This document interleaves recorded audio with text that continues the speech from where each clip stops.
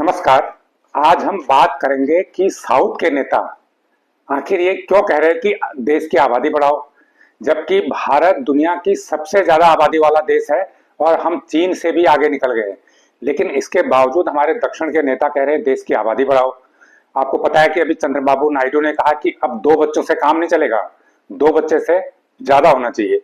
उन्होंने ये भी कहा कि अगर पंचायत चुनाव में, निकाय चुनाव में किसी के 2 से ज्यादा बच्चे हैं तो उसको हम पहले टिकट देंगे। जबकि पहले अभी ये नियम था कि 2 से ज्यादा बच्चे अगर किसी के हैं तो उसको टिकट ही मत दो पंचायत चुनाव का। लेकिन अब वो कह रहे हैं कि अगर 2 से कम बच्चे हैं तो हम उसे टिकट देंगे ही नहीं, उसी को टिकट देंगे जिससे 2 से ज्यादा बच्चे हैं। तो बात यहीं तक सीमित नहीं हुई। तमिलनाडु के मुख्यमंत्री M.K. स्टालिन ने तो यहां तक कह दिया कि एक परिवार को 16 बच्चे पैदा करने चाहिए। आखिर साउथ के नेता ऐसा क्यों कह रहे हैं, इसके पीछे उनकी क्या रणनीति है? देखिए, अगर हम देश की जनसंख्या की बात करें तो दक्षिण के राज्यों में जनसंख्या पर बहुत अच्छा काम हुआ है और दक्षिण के राज्यों की जनसंख्या धीरे धीरे कम हो रही है। अगर हम नॉर्थ के राज्यों की बात करें तो उत्तर प्रदेश, बिहार, राजस्थान, हरियाणा, पंजाब, इन राज्यों में जनसंख्या अभी भी बहुत तेजी से बढ़ रही है। जबकि केरल, तमिलनाडु, आंध्र प्रदेश, तेलंगाना, कर्नाटका, ये ऐसे राज्य हैं जहां पर कई साल पहले, कम से कम 10 साल 15 साल पहले जो आबादी का टारगेट था, जो प्रजनन दर को कम करने का टारगेट था, वो उन्होंने अचीव कर लिया था। वो है कि एक परिवार में औसतन 2 से ज्यादा बच्चे नहीं होने चाहिए, टोटल प्रजनन दर 2.1 से ज्यादा नहीं होने चाहिए थे। ये देश का टारगेट है। इन राज्यों ने, दक्षिण के राज्यों ने इस टारगेट को कम से कम 15-20 साल पहले ही अचीव कर लिया था।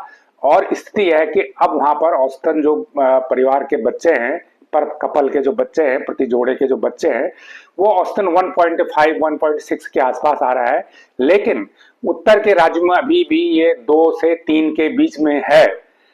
तो उत्तर के राज्यों में आबादी बढ़ती जा रही है, पहले भी बढ़ रही थी, अभी भी बढ़ती जा रही है, और दक्षिण के राज्यों की आबादी कम हो गई है। अब इससे एक बड़ा राजनीतिक मुद्दा खड़ा ये हो गया है कि दक्षिण के राज्यों को लगता है कि अगर हमारी आबादी कम हो रही है तो हमें जो फंड है मिलने कम हो जाएंगे, सेंटर से जो मदद है वो कम हो जाएगी, क्योंकि आबादी के बेस पे काफी कुछ तय होता है।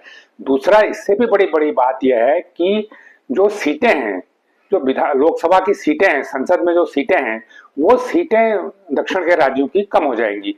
और जो उत्तर के राज्य हैं उनकी सीटें पहले से ही ज्यादा हैं, उनकी सीटें और बढ़ जाएंगी। जैसे ये इशू कोई आज का नया नहीं है, ये जो साउथ के नेताओं की चिंता है नई नहीं है, ये 20 साल पहले भी थी।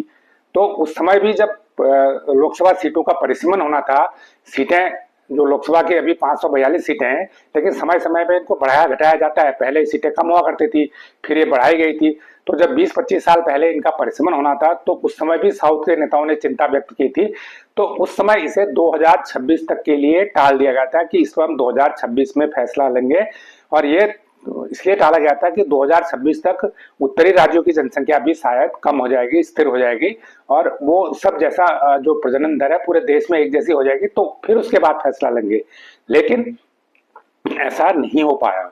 उत्तर के ज्यादातर बड़े राज्यों में जनसंख्या पर काबू अभी भी नहीं हो पाया। ऐसा नहीं है कि बिल्कुल नहीं हुआ, पहले से थोड़ा कम हुआ है, लेकिन अभी भी उत्तर के राज्य बेतहाशा जनसंख्या बढ़ा रहे हैं। और जो लक्ष्य था 2026 में हम परिसीमन करेंगे, वो लक्ष्य अब करना तो है, उसे तैयारी भी चल रही है अंदर खाने उसके। हो सकता है अगले कुछ समय में उसकी घोषणा भी हो जाए, प्रक्रिया की शुरुआत भी हो जाए। लेकिन दक्षिण के राज्यों की जो चिंताएं हैं वो आज भी कायम है। आखिर उनकी सीटें अगर कम होंगी तो उसकी भरपाई कैसे होगी, क्या फॉर्मूला निकलेगा? क्या ये होगा कि जो सीटें उतनी रहेंगी? नहीं, सीटें तो लेकिन बढ़ेंगी, नॉर्थ के स्टेट तो बढ़ जाएंगी। जैसे जो आकलन है, यूपी में 80 सीटें, उत्तर प्रदेश में 80 सीटें हैं आज लोकसभा की, तो वो सीटें बढ़ के 92 से लेके 133 तक हो सकती हैं, जो आबादी के हिसाब से, अगर आबादी के फॉर्मूले को अपनाया गया तो 133 तक हो सकती हैं। लेकिन उसी तरह अगर हम आंध्र प्रदेश की बात करें तो आंध्र प्रदेश में 25 सीटें हैं, लेकिन वो घट के 21 रह जाएंगी, ये एक चिंता जताई जा रही है। इसी प्रकार जो साउथ के स्टेट है वहां पर 5-7-10 सीटें सबकी कम हो रही हैं, जबकि नॉर्थ के राज्यों में सीटें लगातार 5-10 सीटें हर राज्य में बढ़ रही हैं। तो अब इसका नतीजा ये होगा कि अभी अगर हम देखें तो लोकसभा में जो उत्तरी राज्य हैं उनकी करीब 300 सीटें करीब उत्तरी राज्यों की हैं, लेकिन जो साउथ के राज्य हैं उनकी सीटें 135 के आसपास हैं, इससे ज़्यादा नहीं है। साउथ के 4 राज्यों की इससे भी कम है। और अगर कुछ छोटे राज्यों को भी बोल जोड़ने से गोवा और पांडिचेरी वगैरह मिला के सब 135 के आसपास होती है।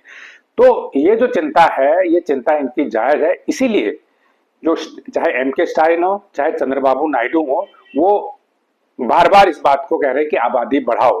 अच्छा, दूसरा ये भी है कि वहां पर चूंकि प्रजनन दर काफी समय से कम है, तो वहां पर बुजुर्गों की आबादी, अधेड़ों की आबादी बढ़ रही है, और जो युवा और बच्चे हैं उनकी आबादी कम हो रही है। ये उसी तरह हो रहा है जैसे आज विकसित देशों में होता है, जहाँ बुजुर्ग ज्यादा हैं, अधेड़ ज्यादा है, बच्चे कम हैं, और वहां पर धीरे धीरे मैन पावर की समस्या आ जाती है। और इंडिया जैसे जो देश हैं जहाँ पर आबादी ज्यादा है, वहां से लोग वहां पर जा रहे हैं, काम करने के लिए जा रहे हैं, रोजगार के लिए जा रहे हैं। लेकिन सवाल यहाँ पर उठता है कि क्या जो समस्या है उसका समाधान ये है कि बच्चे ज्यादा पैदा करो? क्या ये किसी राजनीतिक के लिए ऐसा कहना आज के दौर में उचित है? भारत जैसे देश में जहां सबसे ज्यादा आबादी है, ठीक है, दक्षिण में अलग स्थिति है, उत्तर में अलग स्थिति है, लेकिन देश तो एक ही है। तो ऐसे में दोनों मुख्यमंत्रियों का कथन बेहद चिंताजनक है। बजाय उनको ये कहने के कि आबादी बढ़ाओ, तो एक उसका और भी तरीके हो सकते थे कि क्या ये ऐसा पॉसिबल है कि जो नॉर्थ में अगर आबादी ज्यादा है तो नॉर्थ की आबादी ज्यादातर साउथ की तरफ माइग्रेट करे।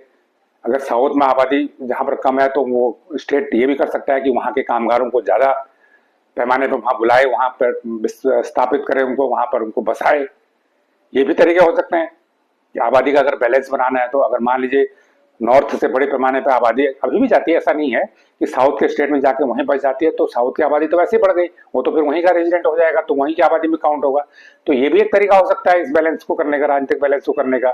इसके अलावा एक और भी बातें हो सकती है। ये भी हो सकता है कि जब परिसीमन होगा तो उसमें यह भी तय हो सकता है कि जहाँ की सीटें जितनी हैं, अगर साउथ की सीटें जो हैं उससे कम नहीं होंगी। अगर बढ़ने की स्थिति है तो बढ़ाई जाएंगी, अगर कम हो रही हो तो उससे कम नहीं किया जाएगा। ये एक निर्णय लिया जा सकता है। ठीक है, नॉर्थ की सीटें कुछ बढ़ जाएंगी, कोई दिक्कत नहीं, लेकिन जो साउथ की जो सीटें हैं उन सीटों को और कम नहीं किया जाएगा, ये एक डिसीजन लिया जा सकता है। तो तरीके अगर जब एक्सपर्ट ग्रुप बैठेगा तो बहुत सारे हो सकते हैं, लेकिन मुझे लगता है कि जो पॉलिटिशियन है वो उन तरीकों पे गंभीरता से सोचने के बजाय वो कोई एक जो जनता को खुश करने की, एक सस्ती लोकप्रियता हासिल करने की और एक जनता के बीच में एक शिगुफा छोड़ने की कोशिश कर रहे हैं। इसलिए वो ये बातें कह रहे हैं कि ज्यादा से ज्यादा बच्चे पैदा करो। अगर कोई 16 बच्चे पैदा करता है तो क्या सरकार उनके पढ़ाने की, लिखाने की जिम्मेदारी, स्वास्थ्य की सुविधाएं दे पा रही उतनी?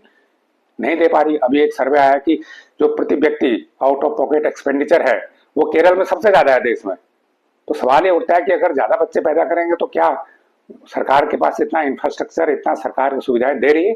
आज तो 1 या 2 बच्चों का लालन पालन करना ही बहुत कठिन हो रहा है। तो ऐसे में ये जो नेताओं की बयानबाजी है ये सही नहीं है, ये निंदनीय है, और इसको इन नेताओं को भी अपने बयानों पर पुनर्विचार करने की जरूरत है। धन्यवाद। ये वीडियो आपको कैसा लगा हमें जरूर बताएं। धन्यवाद।